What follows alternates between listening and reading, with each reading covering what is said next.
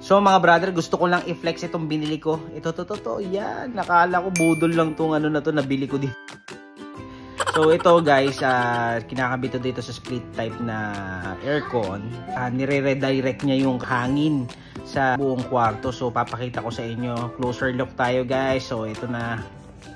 So ito na mga brother oh. So ganyan yung forma niya. Yan. So close up pa tayo mga guys. So, i-redirect niya yung buga ng hangin. So, dito kasi sa kwarto na to, ano tawag nito? Yung banda dito, hindi kasi nahahanginan masyado. So, pinapadirect ko ito, papunta dito. So, ngayon, maganda na yung circulation ng hangin dito. At nadadampian na ng lamig yung part na yon mga brother. So, ayan. Kahit anong split type mga brother yan, pwede nyo ikabit yan na mapa 1 HP hanggang 2.5 pwede yan mga brother. Ang ganda.